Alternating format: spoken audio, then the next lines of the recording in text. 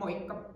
Mä oon Tiina, mä oon PT ja pilatesohjaaja ja oon myös sairaanhoitaja. Ja tällä videolla mä haluan puhua sulle semmoisesta tärkeästä asiasta kuin lihaskuntoharjoittelu. Mehän ei vanhennuta sen takia, että ikää tulee lisää, vaan sen takia meidän keho vanhenee, kun me lopetetaan liikkuminen. Eli monella meistä alkaa iän myötä tulee erilaisia vaivoja.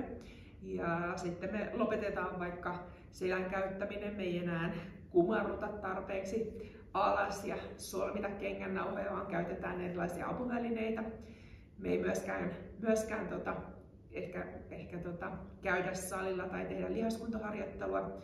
Ainakin omilla asiakkailla se on yleensä se, mikä monesti jää tekemättä. Ja kuitenkin kun ikäännytään, niin se olisi se semmoinen tärkein treeni, mitä sun pitää tehdä. Sehän ei tarkoita sitä, että pitää mennä kaikkeen salille. Se voi olla jotain ryhmäliikuntaa, pilatesta, joogaa tai kaikkia niitä yhdessä. Mutta tosi tärkeää olisi, että esimerkiksi itsekin, niin mä toki vedän paljon pilatestunteja, mutta myös harrastan sitä pilatesta, eli käyn pilatestunneilla, mutta myös sen lisäksi salilla. Että pilates ehkä herättelee enemmän niitä keskivartaloa ja sitten se saliharjoittelu vähän sitten voimaa lihasmassaa pitää yllä paremmin. Mutta jos olet ihmetellyt sitä, että minkä takia Aira Salmuliin pystyy vaikka 80-vuotiaana vielä tanssimaan ja tekemään niitä asioita, niin se oikeastaan johtuu siitä, että hän käytti sitä kehoa. Mulla on ollut iäkkäitäkin asiakkaita, joiden kehon käyttö ja se on parantunut sen säännöllisen harjoittelun myötä. Eli kaikki se on sulle mahdollista. Ja mikä siinä on se paras juttu, on se, että yleensä se toimiva keho on myös kivuttomampi keho. Mutta en tiedä miten lämmittelyä menee, mutta mä näytän yhden esimerkin, eli joku pieni tavoite. Seuraava tavoite mulla on leuaveto, mutta tää on ehkä semmoinen mitä voit kokeilla, että pystytkö tekemään. Mutta tosiaan kokeilen täällä seisontaa, se vaatii keskivartalon hallintaa, saa nähdä miten mun käy. Otan tuon seinän tuohon eteen niin, että ei näköjään hyvin ainakaan ekalla kertaa, mutta toisella ylös.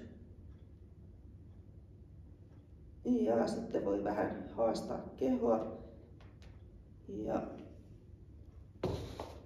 tulla alas. Niskat ei tykkää olla tuossa hirveän pitkän aikaa. Mutta mikä se sun juttu onkaan, ei tarvitse seistä päällä, mutta joskus pilatestunneilla tai jotain treenejä, niin on pistänyt ihmiset kokeilemaan. Ei toki ole ollut pakko.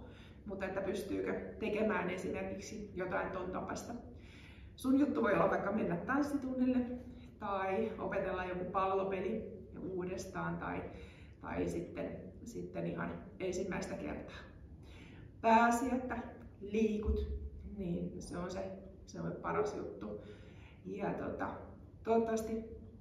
toivottavasti tää tsemppasi sua liikkumaan tai aloittamaan taas uusia harrastuksia.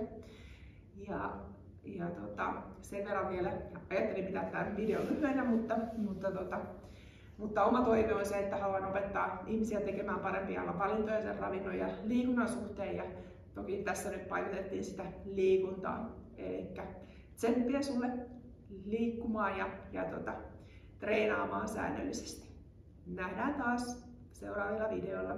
Moikka!